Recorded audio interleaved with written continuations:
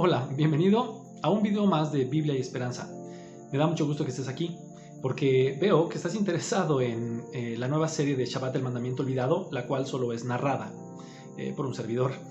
Lo cual, bueno, me da mucho gusto porque, vaya, no vamos a encontrar interrupciones o preguntas que a veces nos puedan alentar un poco, que son buenas, pero en este caso es solo la narrativa, para ir de manera muy puntual. Como siempre te agradecemos, por supuesto, el que nos contactes en nuestras diferentes redes sociales. Voy a dejar los enlaces en la descripción del video. También va a aparecer por aquí el correo electrónico a través del cual nos puedes contactar o me puedes contactar. Y finalmente, como siempre, recordarte que no monetizamos nuestros videos, más te voy a poner los datos aquí por si en tu corazón está y el Eterno lo puso así. El apoyar a este ministerio de verdad es de gran ayuda, y si ha sido de bendición, pues adelante. Así que sin más, deseo que aprendas muchísimas cosas. Recuerda tomar tu cuaderno o papel, pluma y por supuesto tu Biblia, ¿entendido? Porque vamos a ver muchas cosas y las vamos a ir viendo a detalle. Entonces te va a agradar mucho el ir apuntando, el ir haciendo anotaciones, etcétera, etcétera. Sin más, te veo en el video y me da mucho gusto que estés con nosotros. Que Elohim te bendiga grandemente.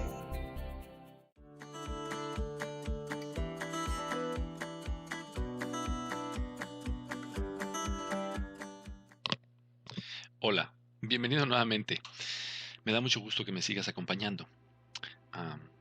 Ahora toca el turno a la siguiente sección de este estudio, la cual titulé Shabbat, el cambio en la historia. Bueno, vamos a comenzar, porque en la última sección nos quedamos con muchas cosas nuevas y aprendimos cantidad. Pero esta no va a ser la excepción, así que te invito a que entremos de lleno. Vamos a ello. Vamos a entender en dónde nos encontramos en este momento. Hasta este punto, hemos visto cómo los creyentes en Yeshua, según la historia, se mostraron fieles en la observancia de Shabbat, inclusive en los primeros siglos, y esto quedó atestiguado por historiadores, incluso voy a decirlo de esta manera, de ambos lados, es decir, del lado de los historiadores de casa de Judá, es decir, judíos, y del lado de historiadores que empezaban ya a ser parte de la línea de lo que sería la Iglesia Católica Apostólica Romana.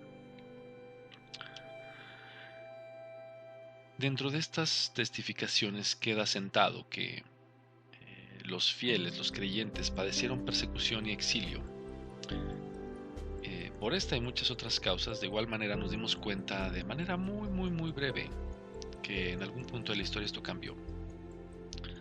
Y llevó a que al día de hoy, casi 2000 años más tarde, se sigue observando el domingo como el día de adoración en la mayoría de las iglesias o incluso congregaciones. Así que te invito a que analicemos un poquito más a fondo la historia. Vamos a revisar la evidencia y vamos a ver qué es lo que nos dice y qué es lo que podemos identificar en ella. Vamos a ver las causas, algunos autores intelectuales, algunos motivos, y espero que todo esto te brinde un poco de luz. Y te ofrezco una disculpa, mi garganta está un poco cansada. Si tengo que limpiarla de vez en cuando, te ofrezco una disculpa. Bueno, pues vamos a ello. Vamos a aprender un poquito acerca de la época de la persecución. Y para entender eso tenemos que comenzar analizando un periodo de la historia que abarcó desde el año 64 de nuestra era, que fue cuando se suscitó el gran incendio de Roma. Seguramente lo recuerdas. Históricamente esto lo aprendimos muchísimas personas en Historia Universal. Este gran incendio fue a manos de Nerón. Y este periodo de años del que quiero hablarte, el cual te quiero llevar, es del 64 al 313 aproximadamente, que es donde terminaría este periodo de tiempo con un edicto, el edicto de Milán. Ahorita vamos a aprender por qué es importante. A este periodo se le conoció como la época de la persecución. Algunas de las imágenes parecieran muy artísticas, pero si prestamos atención, veremos algunas cosas escalofriantes de ese periodo.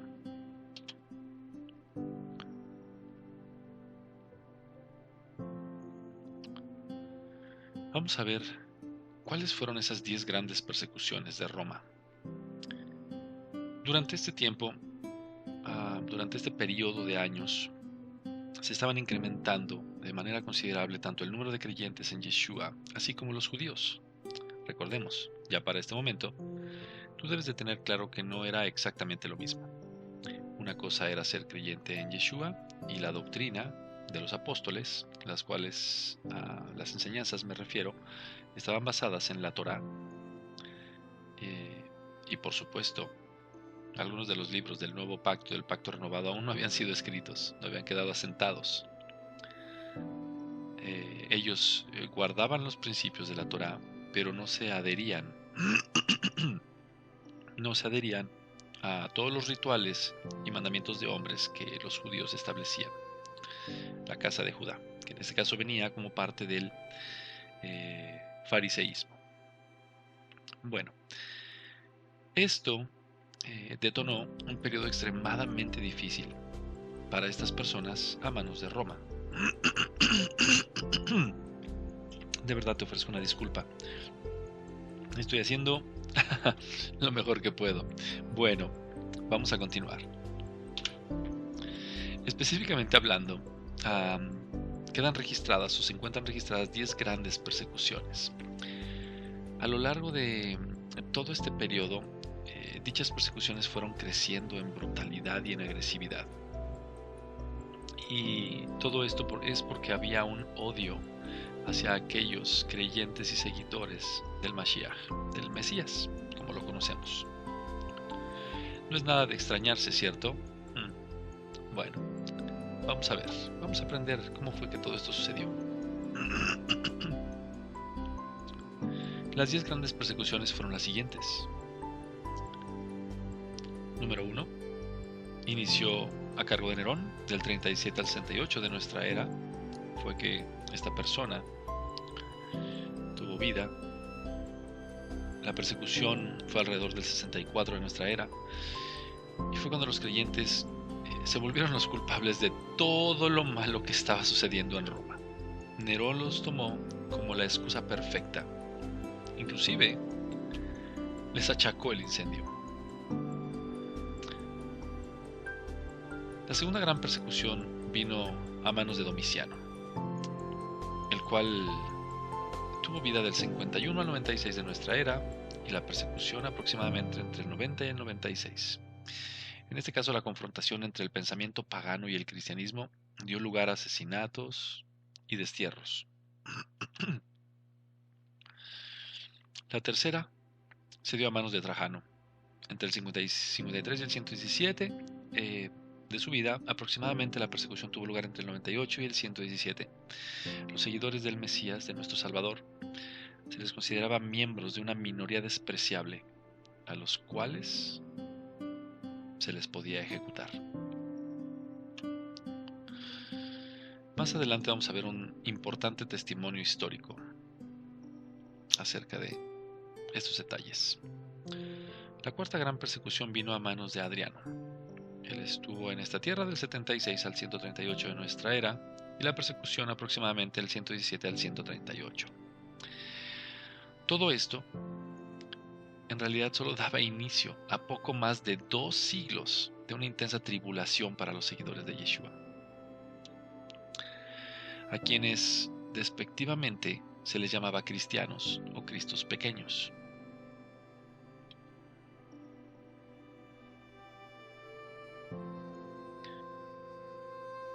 La siguiente persecución vino a cargo de Marco Aurelio. Entre el 121 y el 180 fue que esta persona caminó la tierra y la persecución tuvo lugar entre el 161 y el 180. Una de sus aseveraciones fue: lo que justifica la eliminación física de los cristianos es, ni más ni menos, que creen de manera diferente, que contemplan la existencia de manera diferente, que viven de manera diferente, no ilegal o perversamente, solo diferente. ¿Te das cuenta cómo, cuando Hasatán tuerce la mente del hombre, ¿encuentra justificaciones para todas las malas actitudes? Bueno, la sexta persecución corrió a cargo de Septimio Severo. Él estuvo en esta tierra entre el 145 y el 211 de nuestra era, y la persecución tuvo lugar entre el 202 y el 211.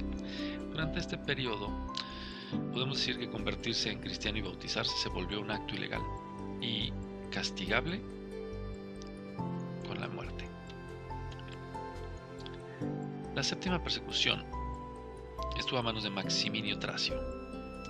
Es cuando se promulga un edicto u orden de ejecución contra los dirigentes cristianos. Este hombre estuvo entre el primero y segundo siglo de nuestra era, y la persecución tuvo lugar entre el 235 y el 236.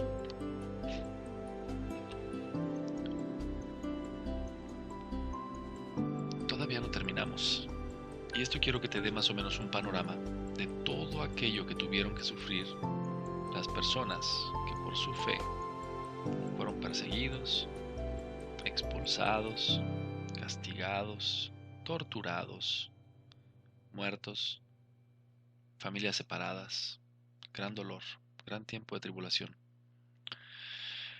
La octava persecución vino a cargo de Decio, el cual vivió entre el 201 y el 251 de nuestra era, y la persecución tuvo lugar entre el 249 y el 251. En este punto, los creyentes se habían convertido en un grupo muy peligroso, pues sus valores e influencia iban directamente en contra de los del imperio, pues ya no solamente eran seguidores de un culto repugnante que merecían la prohibición y la muerte. Sí, voy a repetir eso. Ya no solo se les consideraba seguidores de un culto repugnante, por el cual merecían la muerte y prohibición, sino que como en los tiempos de Marco Aurelio, ahora se mostraba como una verdadera amenaza para con Roma.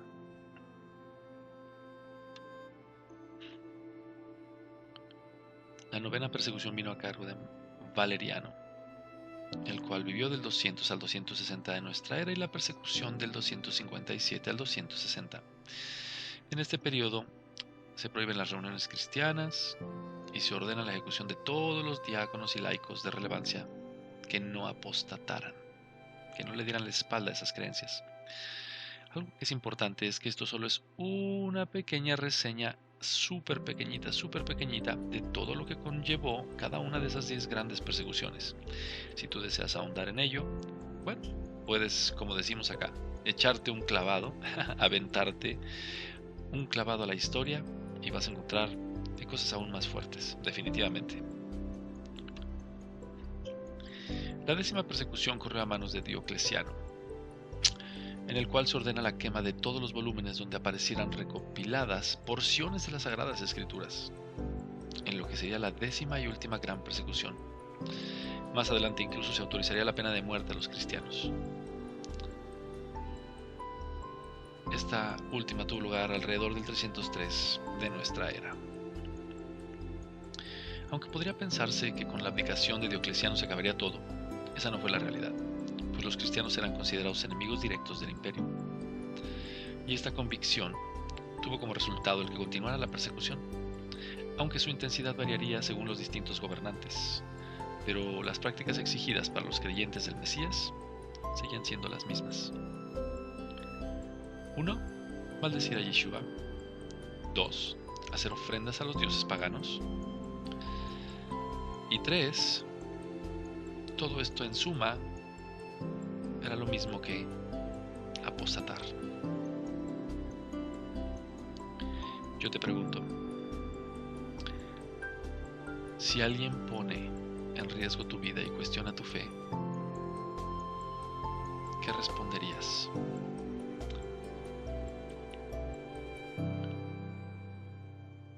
Lo que te digo no te lo digo ni con arrogancia ni tentando a Elohim, a nuestro Elohim. Pero un servidor atravesó por esa experiencia y él me sacó avante. Él puso en mi corazón el no temer. Pero es una prueba que no todas las personas van a poder pasar. Y en ese tiempo, eso era algo de todos los días. Te invito a que reflexiones un momento y pienses si verdaderamente estarías dispuesto a perder tu vida por confesar quién es tu Mesías. Eso cambiará la perspectiva de todas las cosas. Imagina que todo lo que tienes se puede perder en un instante. Tu familia, tus hijos si los tienes, tu existencia misma. Que vas a dejar de tener esa conciencia por un tiempo, que vas a morir a dejar de respirar. Y que al mismo tiempo debes de tener la conciencia que eso está pasando con un propósito y de que todo va a estar bien. Reflexiona en ello. Y si es así, alabado sea el Creador, porque entonces ha puesto en ti un corazón recto y abocado a Él con todas tus fuerzas. Bueno, quise hacer esa pequeña reflexión porque los tiempos no fueron fáciles en ese entonces y actualmente, incluso al día de hoy, específicamente en algunas partes del mundo, es bastante similar. La verdad es que como parte del sufrimiento del precio de la fe fue el sufrimiento, pues todos los seguidores de Yeshua eran en ese entonces torturados, lanzados a fieras salvajes, quemados vivos de manera pública, exhibiendo tortura, abuso. Es la manera en la que opera el enemigo, el adversario. Eran asesinados de múltiples formas, todas estas llenas de crueldad.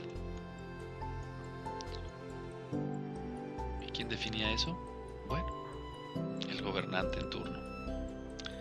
Se volvió una diversión, se volvió una expresión de creatividad, en donde el siguiente tenía que ver maneras distintas e interesantes de superar al anterior.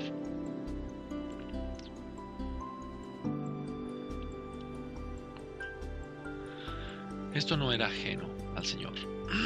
De hecho, Él se lo advirtió a los apóstoles y a los creyentes de la iglesia primitiva, ¿recuerdas? Pero dicha advertencia prevalecería todo ese tiempo y estaría vigente hasta nuestros tiempos.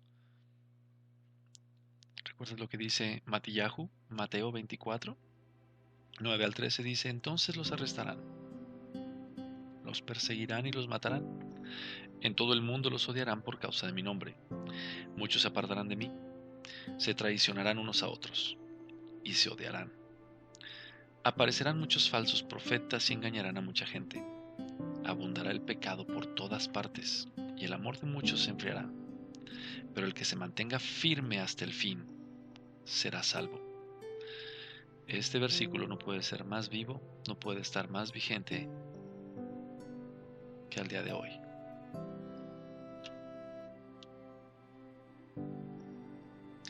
La verdad es que las imágenes dicen más que 1000 palabras. Eran tiempos difíciles y fueron tiempos difíciles, distintos a los que estamos viviendo hoy, pero muy difíciles. Te voy a invitar a que veamos un importante testimonio histórico. Vamos a leer un poco. Queda claro que todos los creyentes en Yeshua tuvieron que atravesar por situaciones horribles, pero para testimonio adicional de que algunos se mantuvieron firmes y, desafortunadamente, como comentamos anteriormente en este estudio, algunos cedieron a la presión y apostataron. Veamos la siguiente carta histórica de Plinio el Joven, la cual, vale la pena mencionar, es el documento romano más antiguo que se conserva para referirse a los primeros cristianos. Este individuo vivió entre el 61 y el 112 de nuestra era. Ahí tienes la referencia bibliográfica, Carta sobre los primeros cristianos de Plinio el Joven a Trajano, hacia el 112 de nuestra era, Epístolas 10, sección 96. Es regla mía someter a tu arbitrio, Señor, todas las cuestiones en las que tengo duda alguna. ¿Quién mejor para encauzar mi inseguridad o para instruir mi ignorancia? Nunca he llevado a cabo investigaciones sobre los cristianos. No sé, por tanto, qué hechos ni en qué medida deben ser castigados o perseguidos. Y harto confuso me he preguntado si no se debería hacer diferencias a causa de la edad, o si la tierna edad ha de ser tratada del mismo modo que la adulta, si se debe perdonar a quien se arrepiente, o bien, si a quien haya sido cristiano le vale de algo el abjurar, si se ha de castigar por el mero nombre de cristiano, aun cuando no hayan hecho actos delictivos, o los delitos que van unidos a dicho nombre. Notemos cómo la tónica de este documento empieza bastante sensato, o pareciera ser bastante sensato. Continúa. Entretanto, así es como he actuado con quienes me han sido denunciados como cristianos. Les preguntaba a ellos mismos si eran cristianos.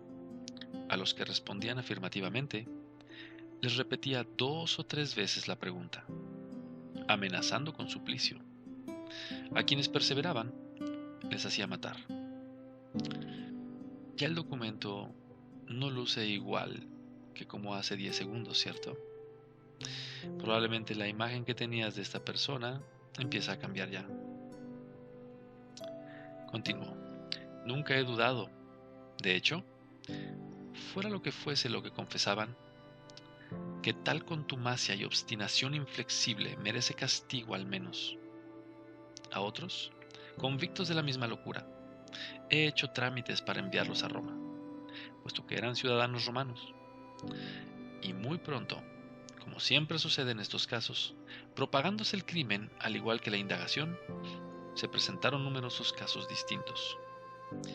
Me fue enviada una denuncia anónima que contenía el nombre de muchas personas, quienes negaban ser o haber sido cristianos.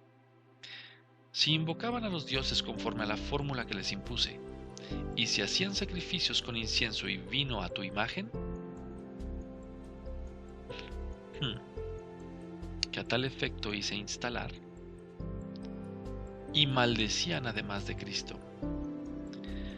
Cosas todas ellas que, según me dicen, presta atención a esto, es imposible conseguir de quienes son verdaderamente cristianos. Consideré que debían ser puestos en libertad, es decir, aquellos que maldecían, aquellos que negaban su fe, aquellos que hacían sacrificios o que quemaban incienso e invocaban a dioses paganos a imagen de él, del destinatario, por supuesto, de esta carta.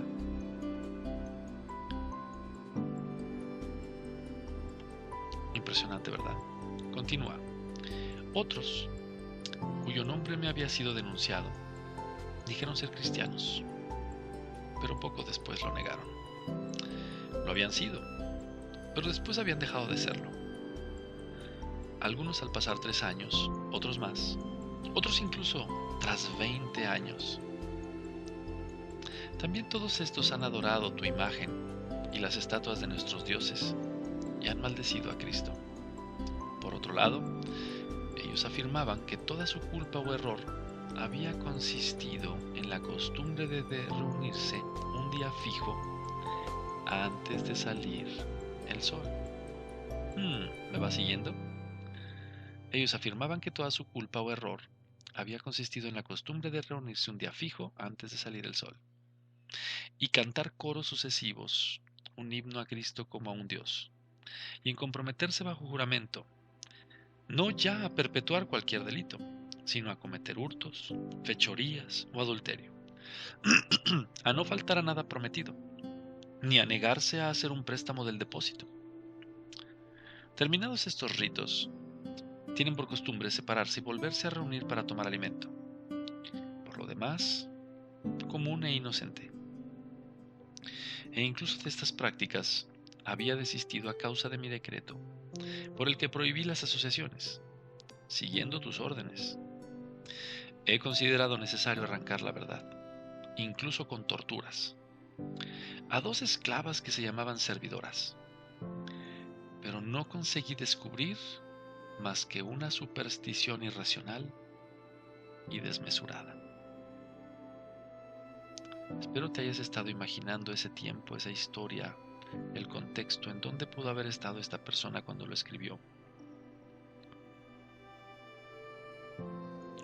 Por eso, continúa la carta, tras suspender las indagaciones, acudo a ti en busca de consejo. El asunto me ha parecido digno de consultar, sobre todo por el número de denunciados. Son muchos, de hecho, de toda edad, de toda clase social, de ambos sexos.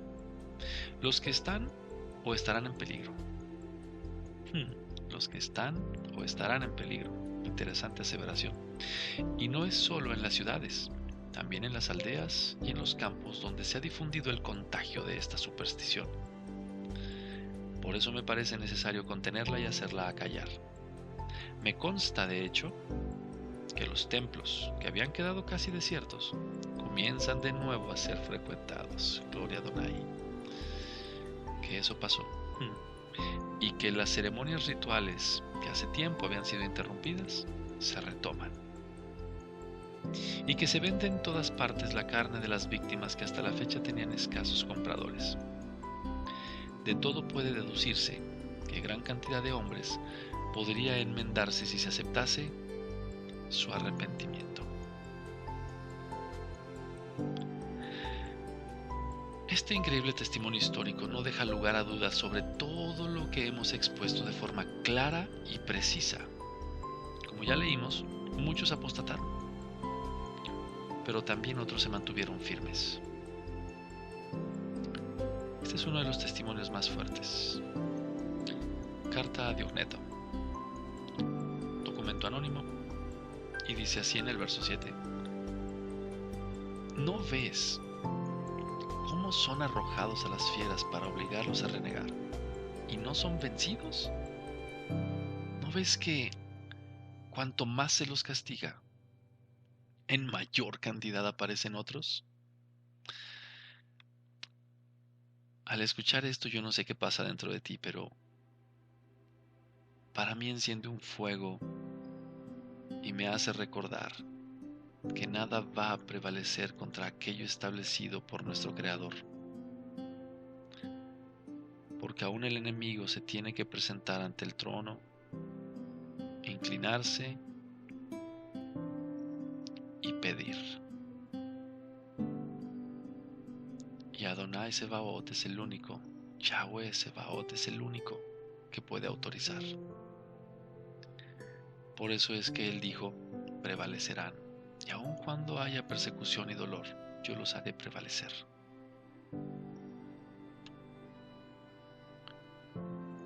Todo lo anterior prosiguió hasta el año 311 de nuestra era, cuando el emperador romano Galerio promulgó el edicto de tolerancia de Nicomedia, en donde se decreta el término de la persecución y se establece como lícita la iglesia y su religión.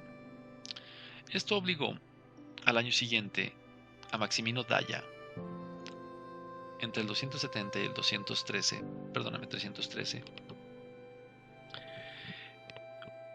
un feroz perseguidor de los cristianos, a seguir su ejemplo. De la misma manera ocurrió bajo Aureliano. Este hombre Galerio vivió entre el 260 y 311 de nuestra era. El edicto de tolerancia de Nicomedia dice, traducción del latín transcrito por Lactancio en su libro sobre la muerte de los perseguidores, De Mortibus Persecutorum, 34, sección 34.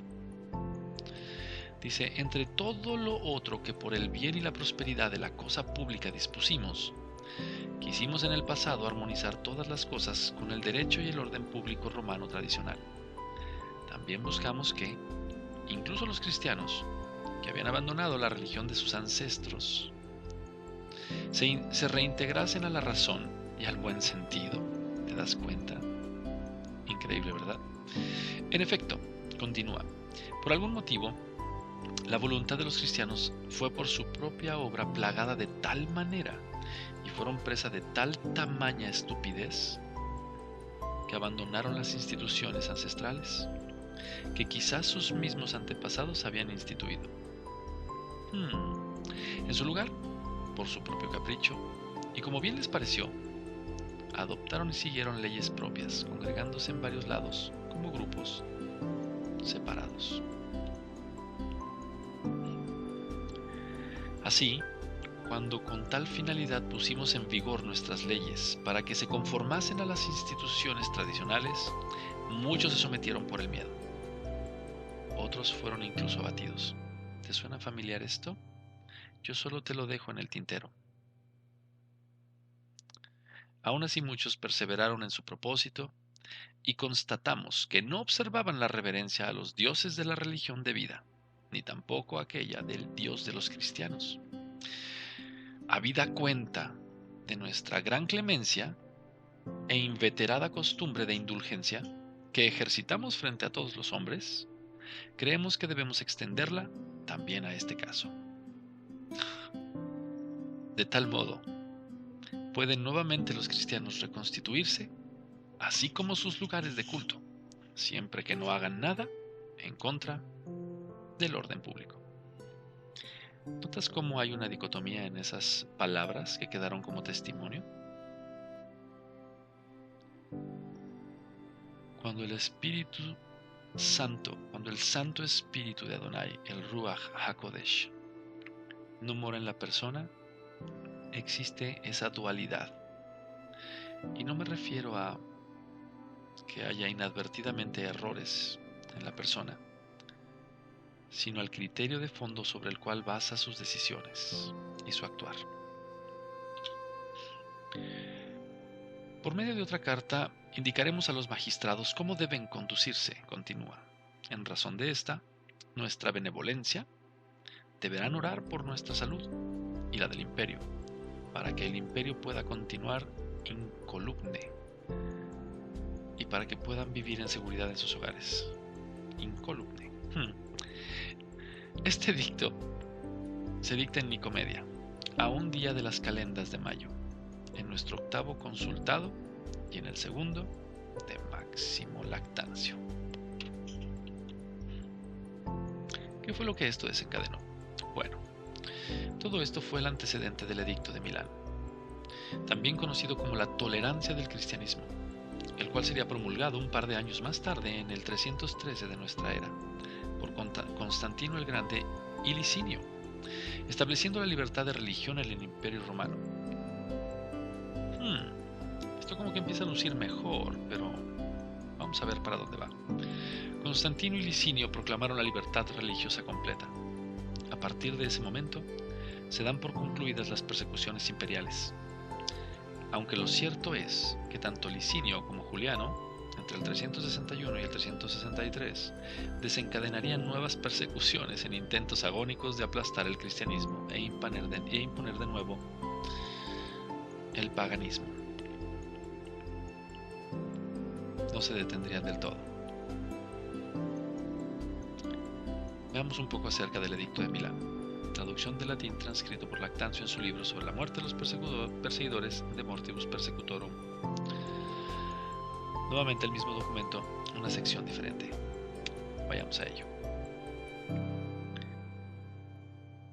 Habiendo advertido hace ya mucho tiempo que no debe ser cohibida la libertad de religión, sino que ha de permitirse el arbitrio y libertad de cada cual se ejercite en las cosas divinas conforme al parecer de su alma, hemos sancionado que tanto todos los demás cuanto los cristianos conserven la fe y observancia de su secta y religión, que a los cristianos y a todos los demás se conceda libre facultad de seguir la religión que a bien tengan, a fin de que quien quiera que fuere el numen divino y celestial pueda ser propicio a nosotros y a todos los que viven bajo nuestro imperio. ¿Te estás dando cuenta? Así pues, hemos promulgado con saludable y rectísimo criterio esta nuestra voluntad, para que a ninguno se niegue en absoluto la licencia de seguir o elegir la observancia y religión cristiana. Antes bien, sea lícito a cada uno dedicar su alma a aquella religión que estimare convenirle.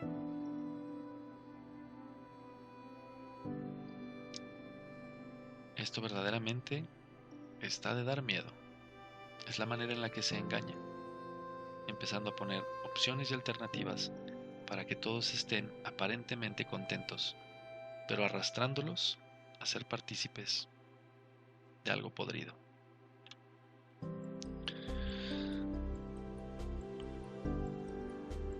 Aprendamos acerca del periodo que siguió, que fue la paganización de la Iglesia, ya que todo lo anterior dio pie a este periodo. Esta paganización de la Iglesia tuvo múltiples resultados, tales como el incremento del cristianismo en Roma, el cristianismo comenzando a adoptar prácticas paganas, Constantino durante este periodo manda a construir grandes y esplendorosas iglesias. ¿Te suena familiar? También está el establecimiento del día oficial de adoración en el día domingo. Y entonces, aquí empieza a hacer sentido el título de esta sección, el cambio en la historia. Si bien lo anterior dio como resultado una gran expansión del cristianismo y le dio legitimidad, al igual que la religión romana, esto llevó a que existieran grupos de creyentes que guardaban el Shabbat siguiendo el mandamiento de la Escritura y el ejemplo de Yeshua, y por otro lado, gentiles romanos que adoraban en el día del Señor Sol Invictus, compartiendo un mismo entorno. Lo anterior llevó a que muchos gentiles comenzaran a creer en Yeshua y a adorar en Shabbat, lo cual parece muy bueno y es fenomenal, pero de igual forma continuaron adorando al Dios Sol en el día domingo. Esta tolerancia al paganismo llevó a que se hiciera oficial el cambio del Shabbat al día domingo en el año 321 de nuestra era. Veamos qué siguió, porque entonces ahora todo empieza a hacer sentido.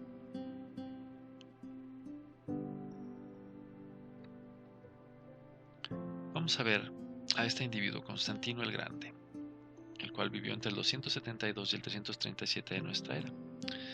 Este hombre decretó que el día del Sol Invictus sería observado como día de reposo civil obligatorio. Quiero que prestes atención al relieve que se encuentra al fondo de esta imagen y te preguntes a qué estatua se parece, y entonces podrás entender muchas cosas. Descansen todos los jueces, la plebe de las ciudades y los oficios de todas las artes en el venerable día del Sol. Código de Justiniano, libro 3, título 12, párrafo 2.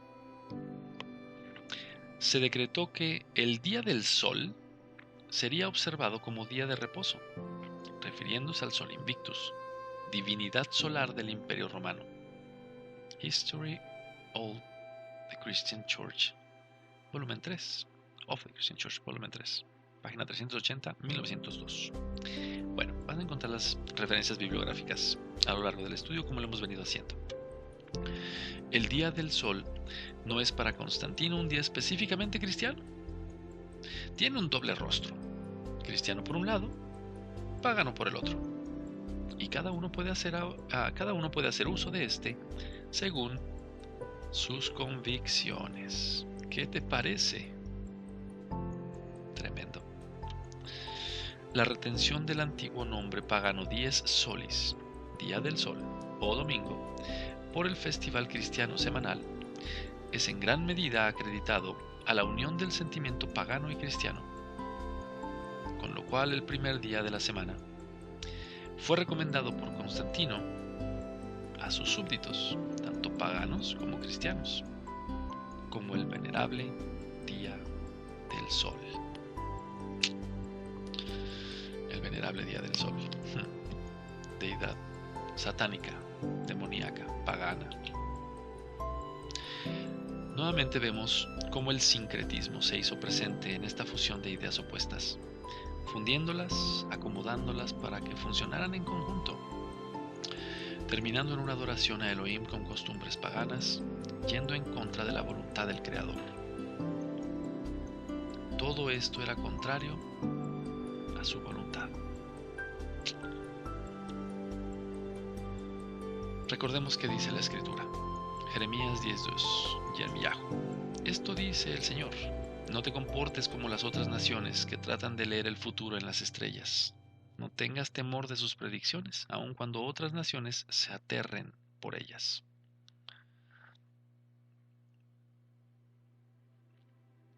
Yehezkel 11:12, Ezequiel. Y sabrán que yo soy el Señor, pues se negaron a obedecer mis decretos y ordenanzas. En cambio, han imitado las costumbres de las naciones que los rodean.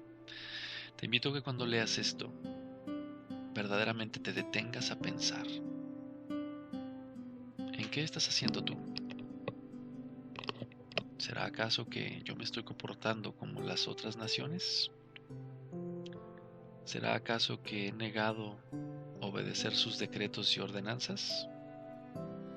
¿Y que me he conformado a seguir las tradiciones del mundo? Te invito a pensar un momento en eso. Oseas 4:6, Hoshea. Mi pueblo está siendo destruido porque no me conoce.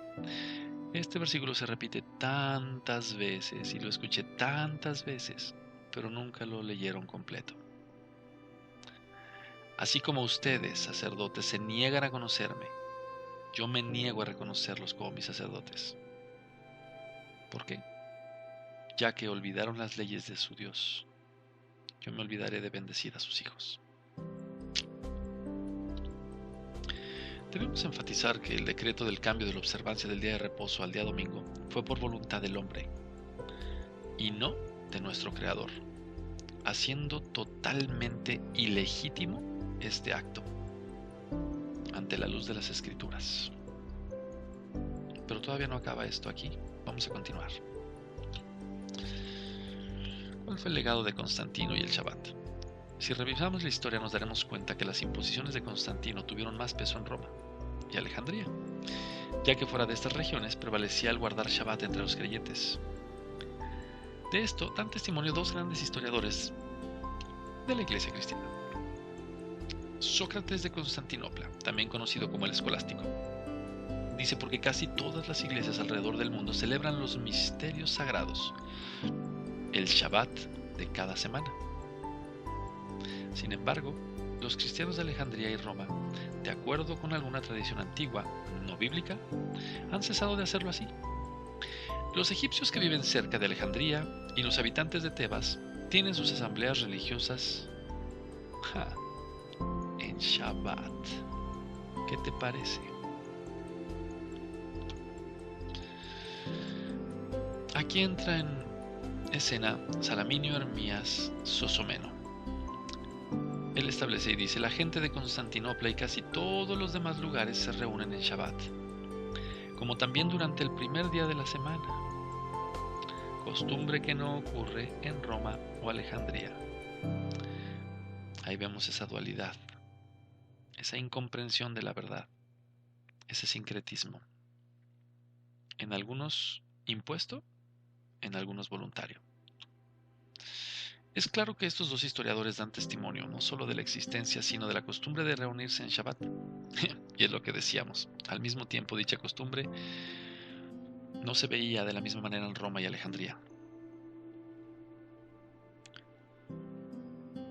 Si continuamos revisando la historia, veremos a otro personaje, el cual tradujo la Biblia del griego y el hebreo al latín, y es además considerado uno de los 4 padres latinos de la Iglesia Católica.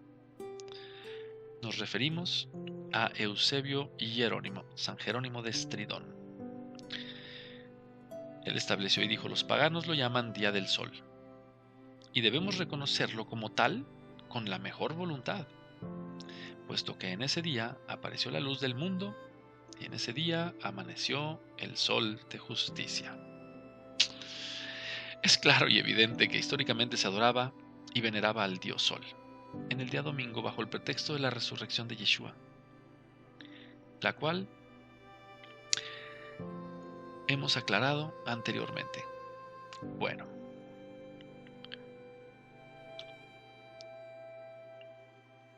es interesante, pero no pasaría mucho tiempo más para que se realizara otra alteración y violación a la Torá del Creador en el Concilio de Nicea en el 325 de nuestra era, cambiando la fecha de la celebración de Pesaj, la celebración de Pascua. Quiero que notes cómo los ataques del maligno continuaron. Recordemos que el Creador establece claramente cuándo debemos celebrar Pesaj. Vayikra 23:5, en el mes primero, a los 14 del mes, entre las 2 tardes, Pascua es de Yahweh. De Yahweh.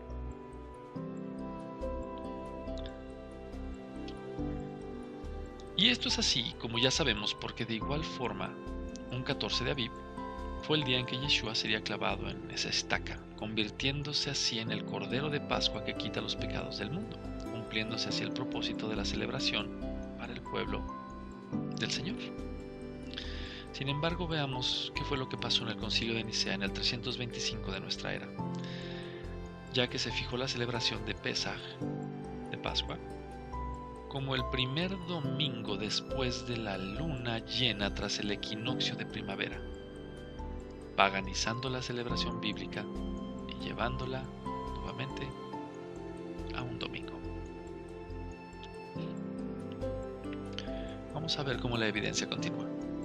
Aún con lo anterior, continuamos viendo más y más a lo largo de los siglos en la historia que había creyentes fuera de Roma y sus territorios,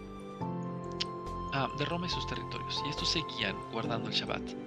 Y varios historiadores redactan evidencia que ayuda a rastrear el día de Shabbat y su observancia hasta el siglo IV.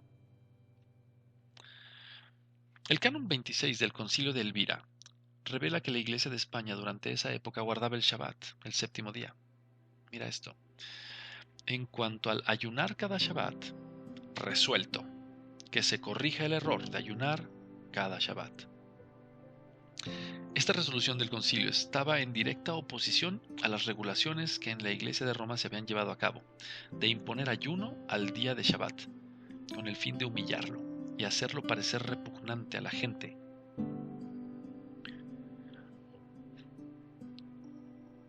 San Ambrosio de Milán, Ambrosio, el celebrado obispo de Milán, dijo que cuando él estaba en Roma, ayunaba en el Shabbat, pero cuando estaba en Milán, no ayunaba. Esto dio lugar al proverbio: cuando estés en Roma, compórtate como Roma. ¿Te das cuenta? En Shabbat nunca se impuso el ayunar. De hecho, al contrario, debemos comer una cena deliciosa, prepararla de manera especial, en las medidas y posibilidades de cada quien, por supuesto, pero que sea distinta a las demás, porque es la cena con el Rey. Es la cena que ha sido apartada y es ese momento especial en donde esa semana concluye. Y eso lo veremos más adelante, ¿entendido? Pero esto fue puesto e impuesto para que se volviera desagradable, repugnante, no deseable, todo en total discúlpame, todo en contra con lo que está establecido en Isaías, en el libro, en contraposición. Lo siento. Y aquí vemos cómo un hombre hacía como mejor le convenía, dándole gusto a las personas de un lugar y dándole gusto a personas del otro y haciendo como mejor le parecía. Siguiente evidencia: San Atanasio de Alejandría. San Atanasio, obispo de Alejandría, afirma que se reunieron en Shabbat, no porque fueron infectados en la menor forma con judaísmo, gran confusión de ideas, sino se reunían en el día de Shabbat para adorar a Yeshua el Mesías, el Señor del día de reposo. Gran confusión de ideas, de hecho. En la iglesia de Milán, en ciertas cosas, seguían a las iglesias del Oriente. Parece que el Shabbat se mantenía en alta estima y unido con el domingo. Es claro que los cristianos primitivos fueron muy cuidadosos en la observancia del Shabbat o del séptimo día. todas las iglesias orientales y la mayor parte del mundo observaban el Shabbat como una festividad. Quiero que te des cuenta cómo el Shabbat no es algo que simplemente desapareció en la época previa a Yeshua, mucho menos en la de los apóstoles, ni los primeros creyentes, pero tampoco en los primeros siglos. El enemigo se ha encargado de torcer las cosas. Y este es uno de sus más grandes hallazgos. Por eso debes despertar. Debes darte cuenta que estás perdiendo bendiciones, grandes bendiciones, milagros al guardar Shabbat. Vamos a continuar viendo qué pasa con este hombre. Dice, en la última mitad de este siglo, San Ambrosio de Milán afirmó oficialmente que el obispo de Abisinia, Museus, había viajado prácticamente por todo lugar en el país de los seres, los chinos. Por más de 17 siglos, la iglesia de Abisinia continuó santificando el Shabbat como el día santo del cuarto ¿qué? Mandamiento. Así es. Sapor II, el Grande, rey de los sasánidas. En Persia, la queja contra los creyentes en Yeshua era: ellos menosprecian nuestro Dios Sol, tienen servicios divinos el Shabbat y profanan el suelo sagrado al enterrar en él a sus muertos. Interesante. ¿Recuerdas que en la sección anterior hablamos acerca de cómo los primeros iniciadores de la Iglesia Católica decían que los persas los querían persuadir de adorar a su dios Sol pintado? Tremendo. Agustín nos cuenta que muchas veces en África, la misma iglesia, por lo menos varias iglesias en la misma provincia, tenían algunos que comían en el Shabbat y algunos que ayunaban. Nota cómo las ideas se fueron mezclando, desvirtuando, torciendo, y llegó un punto en el que en algunos lugares ya la gente no entendía ni qué hacía ni por qué lo hacía, o por qué debía hacerlo, o incluso si debía hacerlo. Recordemos que todo esto, todo lo que acabamos de aprender es evidencia de que los creyentes seguían guardando el Shabbat, incluso hasta el siglo IV de nuestra era. Lo anterior llevó a que en el año 363 se prohibiera toda práctica que aparentara ser judía, en especial el Shabbat. Y esto sucedió en el Concilio de la Odisea.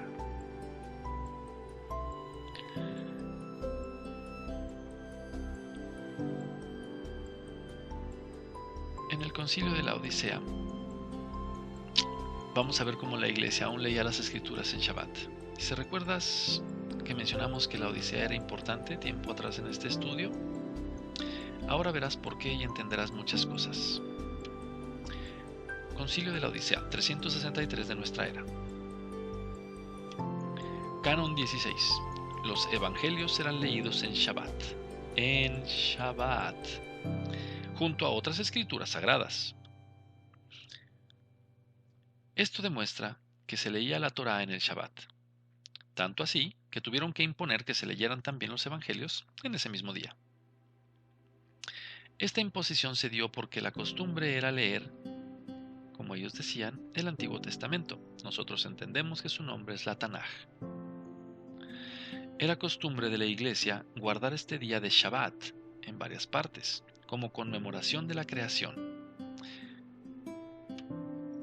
El guardar Shabbat significó reunirse para leer las escrituras, pero ya no se podía descansar de las labores. Esto debido al Canon 26.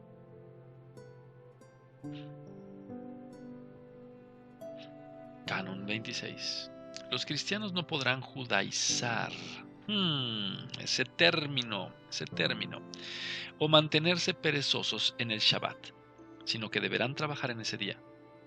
Pero en el día del Señor, que ellos honran especialmente, y como cristianos, de ser posible, deberán abstenerse de trabajar en dicho día. ¿Cuál día crees que se refería? Al domingo. La interpretación de judaizar era aquel que promovía lo que pareciera judío, tal como la circuncisión, toda y cualquier parte de la ley de Moisés, los 10 mandamientos, por supuesto, las fiestas judías, como ellos las llamaban. Recuerda, ya lo hemos estudiado, realmente son las fiestas del Creador, y eso está en la Escritura. Todo esto creó una hostilidad contra estos mandamientos y enseñanzas dentro de la iglesia cristiana. Por eso es que al día de hoy incluso, y con dolor lo digo porque incluso yo decía lo mismo, cuando alguien escucha que tú le empiezas a compartir acerca de Shabbat, de la Torá, le hablas de los mandamientos, inmediatamente viene a su mente judaizar, me estás intentando judaizar, eres un judaizante, pero no entiende el concepto de fondo. Yo tampoco lo entendía. Y ahora es mi labor decirte que no tiene nada que ver ese término con guardar los mandamientos del Creador, sus fiestas, celebrar Shabbat, obedecerle. Esto no fue todo. También impusieron que el día Shabbat se trabajara, quebrantando abiertamente el mandamiento del Creador. A razón de lo anterior, los creyentes en Yeshua que aún guardaban Shabbat serían considerados anatemas, malditos, excluidos y rechazados. ¿Qué crees? Algunas de esas a mí ya me pasaron. Y a ti seguramente también, si tú estás despertando a tu identidad en Israel. Pero no te preocupes. Adonai arregla todas las cosas y les va dando su justo curso. Nada más no flaquees. ¿Recuerdas entonces el mensaje de Yeshua a la Odisea? Sí, en Apocalipsis 3, 15, 16. Yo sé todo lo que haces, que no eres ni frío ni caliente. Cómo quisiera que fueras lo uno o lo otro. Pero ya que eres tibio, ni frío ni caliente, yo te escupiré de mi boca. En otras versiones dice, te vomitaré de mi boca. El Concilio de la Odisea concedió a la Iglesia Católica la autoridad universal sobre todas las iglesias en el territorio romano, lo que llevó a homologar el día domingo como día de adoración, siendo el fin del día de Shabbat entre los cristianos. La manera en la que se dieron las cosas en dicho concilio fue tendenciosa, antibíblica y solo mirando los intereses humanos antes que a los de Adonai, antes que a los del Señor. Ahora este versículo debe cobrar más vida para ti a partir de este momento. Ahora entiendes por qué Yeshua le dijo, porque fuiste tibia o tibio. Para este punto no debería sorprendernos tanto.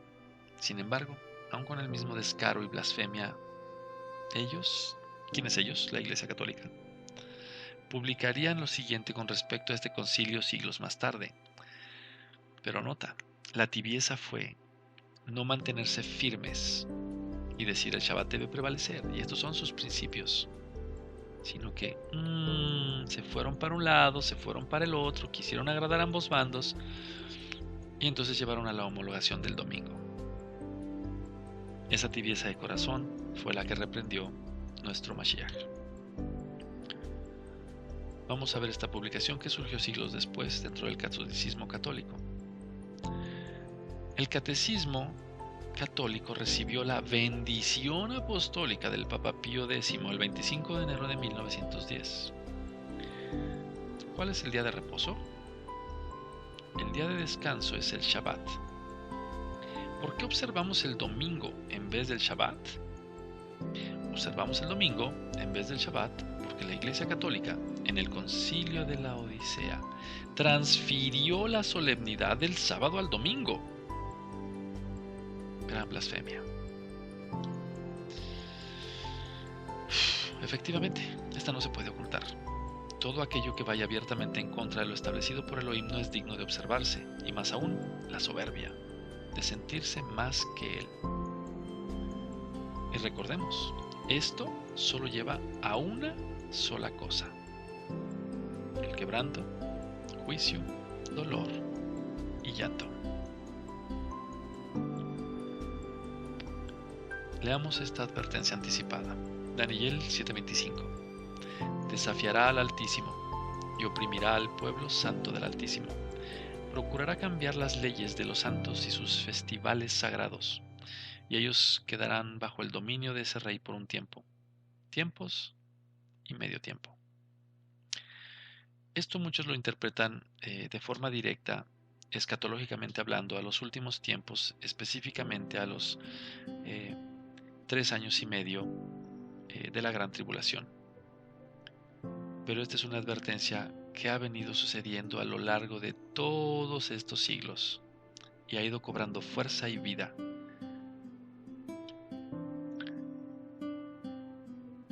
Pero no hemos prestado atención.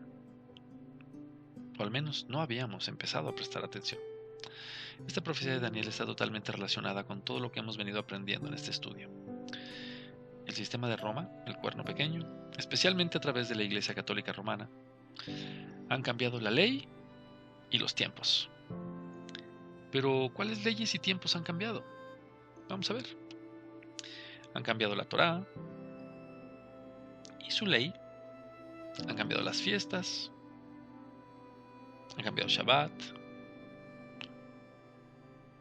Modificaron los mandamientos, las palabras, las 10 palabras de Elohim.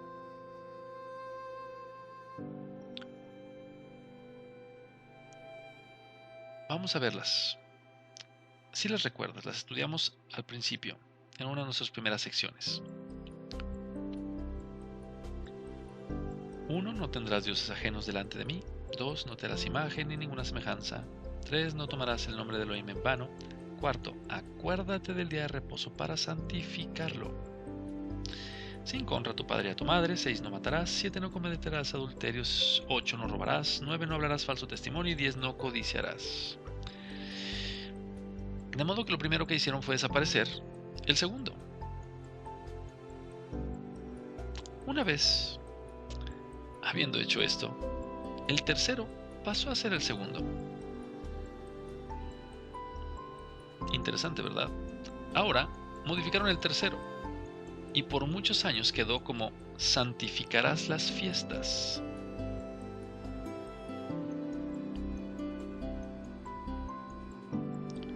Eliminando con esto la observancia específica de Shabbat. Finalmente, se dividió el 10º en 2 para completar los 10.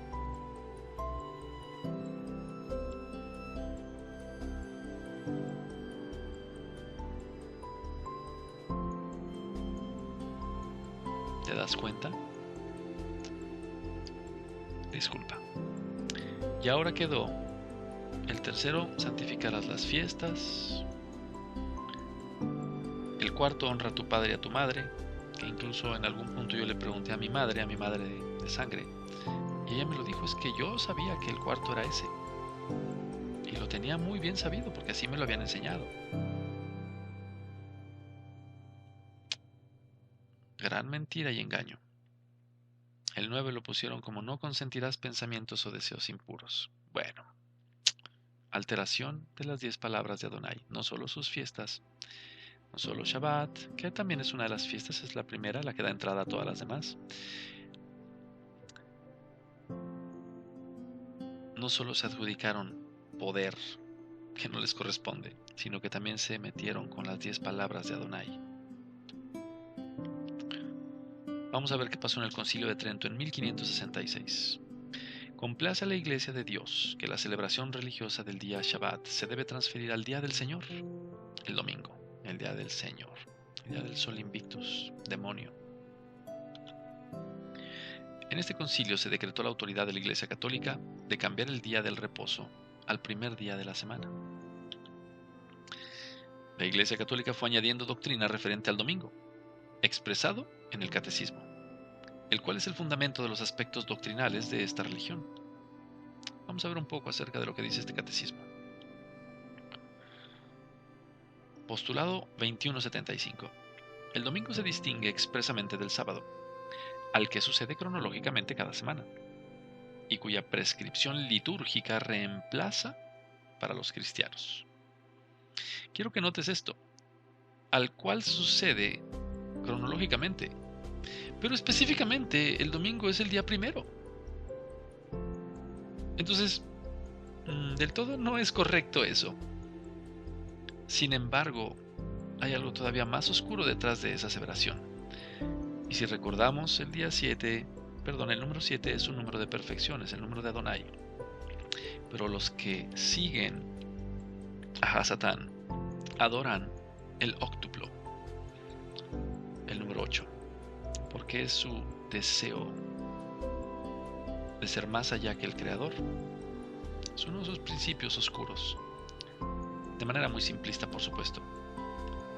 Por eso dicen que ese día sucede al séptimo, cuando en realidad es el primero. Pero bueno. Postulado 2177, el domingo, en el que se celebra el misterio pascual. Gran error, blasfemia y mentira. Dice, por tradición apostólica, ha de observarse en toda la iglesia como fiesta primordial de precepto. Postulado 2180, el domingo y las demás fiestas de precepto, los fieles tienen obligación de participar en la misa. Si no sabías, misa significa sacrificio. Pero bueno, no me quiero desviar del punto. Postulado 2185. De hecho, en un video que tenemos también en este canal puedes ver todo esto. Se llama La Gran Ramera. Te invito a que lo veas. Dice el postulado 2185, durante el domingo y las otras fiestas de precepto, los fieles se abstendrán de entregarse a trabajos o actividades que impidan el culto debido a Dios. Ay, ay, ay. Qué triste realidad. Aún en nuestros días esta filosofía del catolicismo se escucha por pastores cristianos. Cuando dicen estas cosas asociadas a Shabbat, hacen referencia a que este es un mandamiento solo para los judíos.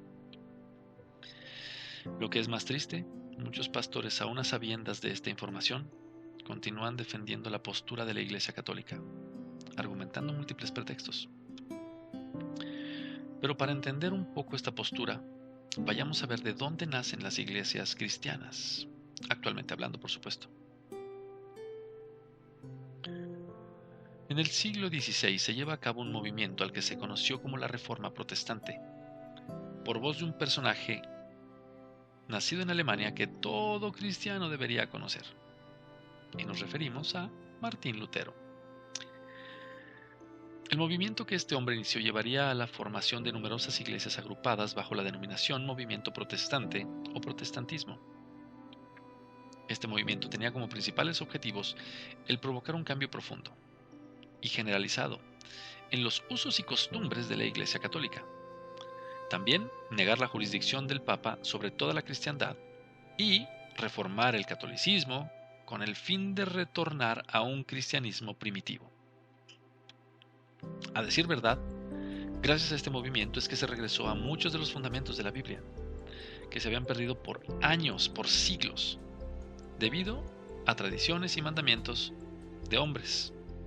Y es importante mencionar que de este movimiento surgieron múltiples ramas protestantes. Estas ramas fueron las llamadas denominaciones. De la iglesia protestante de primera instancia surgen los luteranos, los bautistas, anglicanos, calvinistas, metodistas, evangélicos, pentecostales, y podríamos seguir y seguir y seguir. Estas son solo unas pocas, ya que en nuestros días hay muchísimas más, pero la mayoría siguen celebrando el culto en el día domingo, por lo cual podría entenderse todo esto como una reforma incompleta. De hecho, muchas de las iglesias cristianas de la actualidad tienen su origen en este movimiento protestante, pero desafortunadamente continúan observando o teniendo prácticas y celebraciones paganas que no están en la Escritura, tales como la Santa Cena, la cual no existe, San Valentín, Navidad, el Año Nuevo Romano, sin mencionar, claro, algunas otras que aún se ven como aceptables en algunos lugares, como Halloween, Día de Muertos y, por supuesto, la celebración del Señor Sol Invictus. En algunos lugares van a decir, Halloween no, eso sí es del diablo, no lo hagas, comparte de otra manera, no participes. Día de Muertos, no te acerques, que tus hijos no participen si vives en México. Pero la Navidad no hay tanto problema, al contrario, es un buen día, es el mejor día para compartir a las personas, porque todos tienen un corazón dispuesto. Y yo te pregunto, ¿por qué yo enseñaba eso? Pero no más. Yo te pregunto, ¿acaso no tienes otros tantos días para compartir? ¿Y no acaso el que dispone el corazón no es el Ruach, el Espíritu Santo de Adonai? ¿O acaso tú tienes poder para cambiar al hombre? Piénsalo. Y sal de Roma, sal de esa gran ramera. Ya no formes parte de esas celebraciones. Pero, continuando, ¿qué dijo Lutero? Ante todo esto surge la interrogante de ¿qué fue lo que dijo este hombre y qué opinó acerca del Shabbat?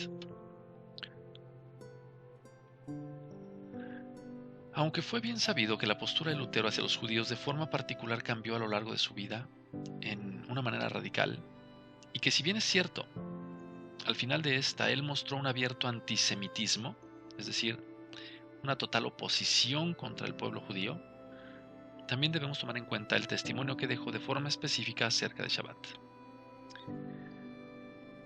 La naturaleza exige que las personas y los animales descansen un día a la semana. Pero el que desea hacer de este día de reposo una ley positiva, una obra de Elohim, debe adoptar el Shabbat, sábado, y no el domingo, pues el Shabbat, sábado, fue determinado a los israelitas y no el domingo.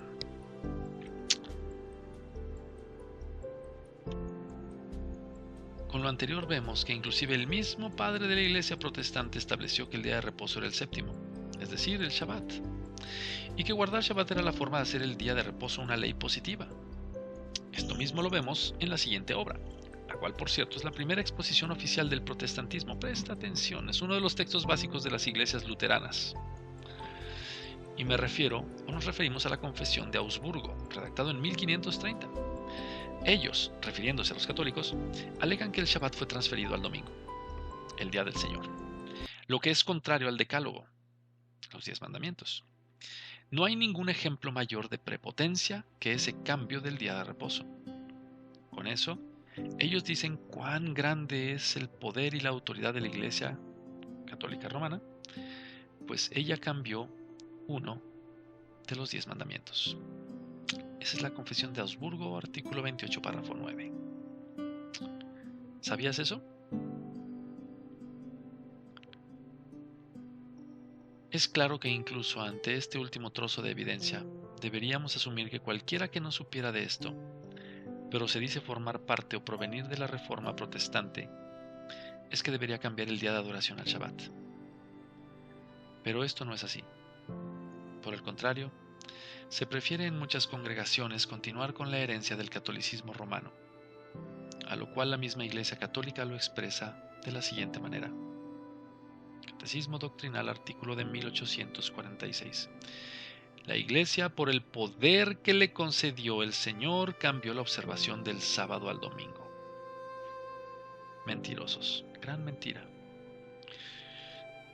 Continúa y dice, la palabra domingo no aparece en la Biblia, por lo que las iglesias protestantes están obedeciendo a la autoridad de la Iglesia Católica. Desafortunadamente uno de los más grandes engaños de Hasatán. Lo anterior establece claramente que todas aquellas iglesias o congregaciones que observen el día domingo están bajo la autoridad de la Iglesia Católica Apostólica Romana y no bajo la autoridad del Creador.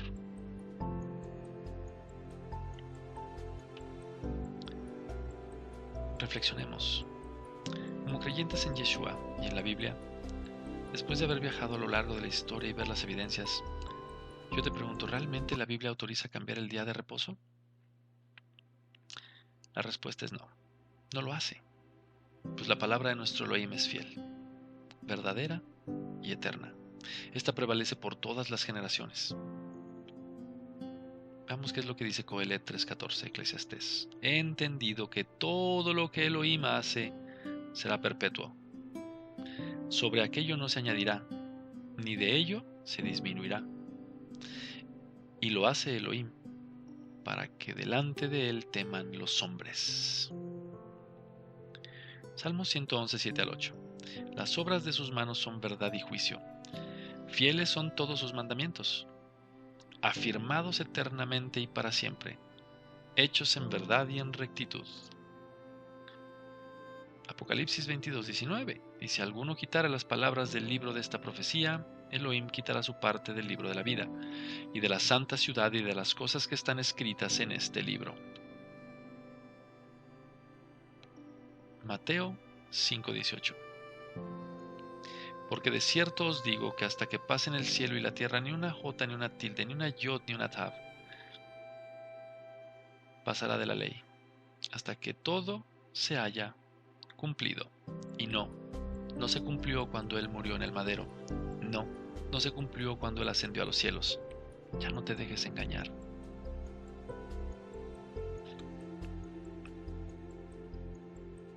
Con lo anterior no tenemos duda.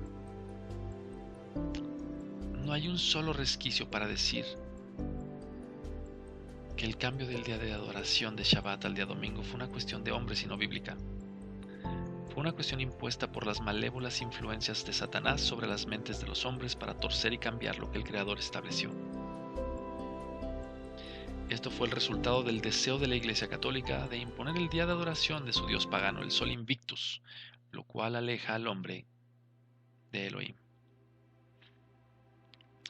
Apocalipsis 18:4 dice: Y oí otra voz del cielo que decía: Salid de ella, pueblo mío, para que no seáis partícipes de sus pecados, ni recibáis parte de sus plagas. ¿Recuerdas? Hace rato te dije: sal de la gran ramera, huye.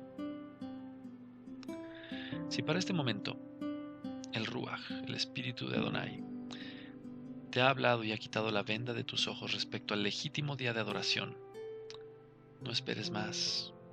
Comienza a hacerlo y regresa a los mandamientos del Creador. Recuerda que por palabras de Yeshua dijo: si me amáis, guardad mis mandamientos. Te dejo que busques en dónde se encuentra eso. Y uno que hemos mencionado también anteriormente, que dice en Apocalipsis, no te voy a decir en dónde, dice: y esta es la paciencia de los santos, los que guardan los mandamientos de Adonai, o de Dios, y la fe en Yeshua. Por cierto, si creías que habíamos terminado, te equivocas. La verdad es que aún nos falta mucho por aprender, pues al ser un tema en extremo delicado, aún hay varios puntos que debemos estudiar. Así que prepárate. Te invito a que no te pierdas el siguiente video, pues vamos a continuar aprendiendo grandes cosas y espero te sean de utilidad para que tú empieces a compartir. Por supuesto, puedas compartir los videos, pero de igual manera puedas compartir ya con el conocimiento que vas adquiriendo. Puedas tomar tus notas y presentar esa mansa defensa de nuestra fe, no imponiendo, sino entendiendo que así como nosotros venimos de esa equivocación, de ese error que seguramente no fue doloso, también el Adón, Yahweh, nos quitó la venda y ahora tenemos que hablar. Que Adonai te bendiga y te guarde, que Adonai haga resplandecer su rostro sobre ti, que Adonai hágase sobre ti su rostro y tenga de ti compasión, y que por sobre todo te dé Shalom, te dé esa paz. Te dejo y nos vemos en el siguiente video. Hasta luego.